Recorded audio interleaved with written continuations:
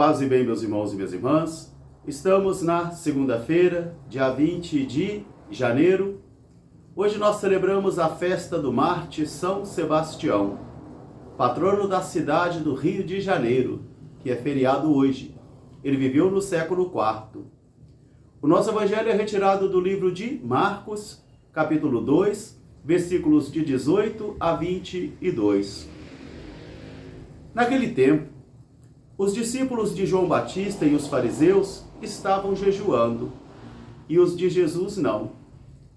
Então eles perguntaram aos discípulos de Jesus: por quê que nós estamos jejuando e também os fariseus e vós não?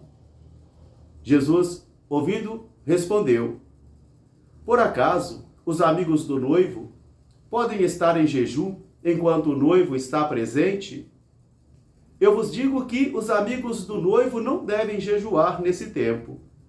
Mas dias virão em que o noivo lhe será tirado. Aí sim eles jejuarão.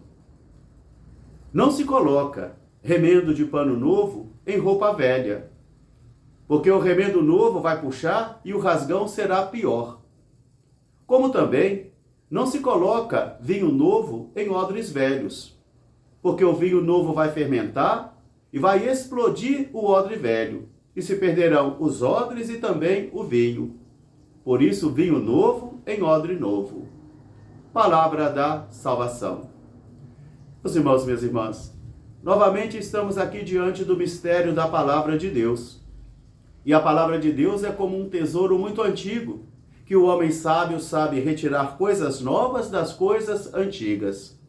Porque o Espírito do Senhor é que vai desvelando para mim e para você este mistério da palavra.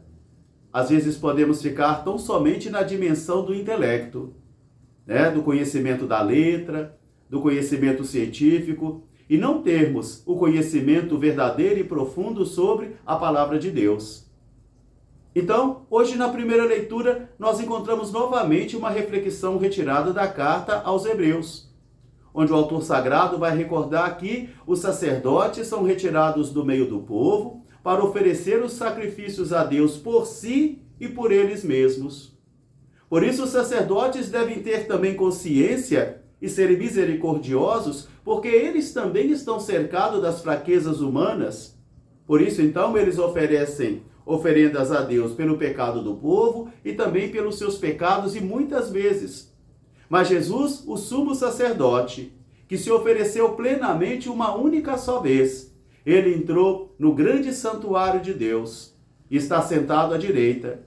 E por isso, então, ele pode se compadecer de nós, como um sacerdote eterno e supremo, que é digno de fé e também é misericordioso. Aqui está a palavra da primeira leitura retirada para nós hoje. É preciso, então, que nós nos coloquemos nesta condição de nos aproximarmos do trono da misericórdia, que é Jesus, porque Jesus é a misericórdia do Pai. O olhar de Jesus é cheio de misericórdia. O coração de Jesus é cheio de misericórdia. E ele atrai a mim e a você até o Pai pela misericórdia e não pelo medo. Mergulhemos no espírito do evangelho de hoje, porque Jesus está utilizando uma figura de linguagem. A questão é o jejum. O sinal do jejum no Antigo Testamento é um coração desolado, é vivenciar também o luto, é implorar a redenção e suplicar ao Senhor para vir em socorro do seu povo. Aqui estão os sentidos do jejum no Antigo Testamento, e que também os discípulos de João e os discípulos dos fariseus estão vivenciando. Um jejum fúnebre, um jejum de um coração desolado, e um jejum também para implorar a vinda do reino de Deus. Então a questão está aqui, porque o jejum nesse momento é um exercício espiritual, de penitência. É um ato de penitência. É um exercício espiritual de penitência. E que às vezes pode cair num rito tão vazio que as pessoas fazem por fazer ou não fazem, ou fazem mais ou menos, porque fica tão somente um rito. Então agora a questão está em torno do jejum. Porque a pergunta feita aos discípulos de Jesus é esta: por que que nós, os discípulos de João Batista jejuamos, os fariseus também jejuam e os seus discípulos não jejuam. Meus irmãos, minhas irmãs, Jesus se precaveu de estar inserido em qualquer bandeira, em qualquer grupo de ideologia. Ele não se identificou com o grupo dos sacerdotes puritanos, ele não se identificou também com aqueles fariseus também que eram excludentes das pessoas. Ele também não se identificou com os zelotas, que queriam as coisas por força da arma.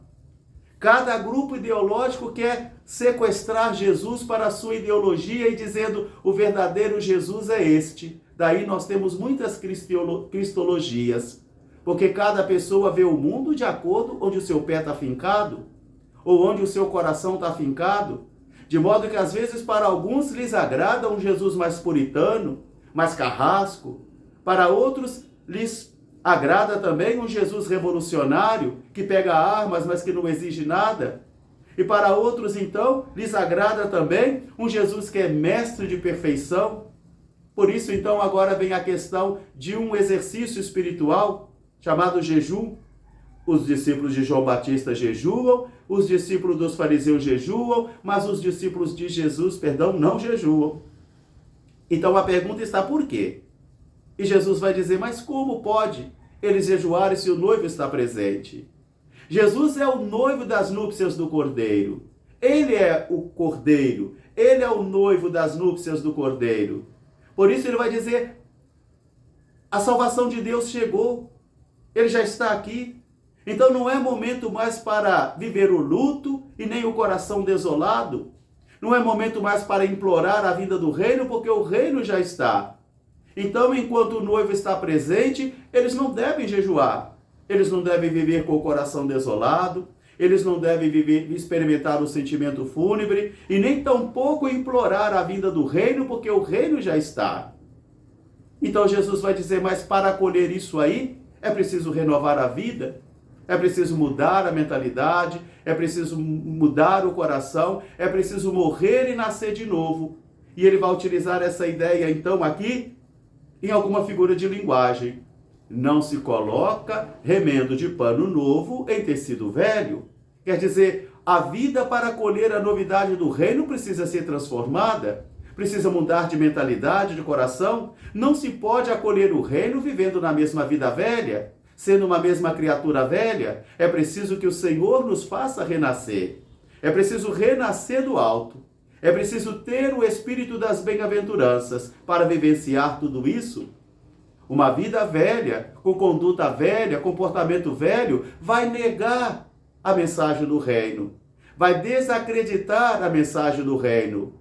Então Jesus continua, vinho novo se coloca também em odres novos.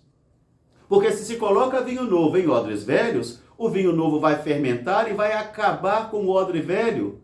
Vinho novo se coloca em odre novo. Quer dizer, novamente, é impossível acolher a mensagem do reino com uma vida velha. Isso serve para mim, isso serve para você também. É impossível. Porque nós não iremos passar nenhum testemunho. Nós não seremos credíveis, diz Jesus. O que ele está dizendo é isso.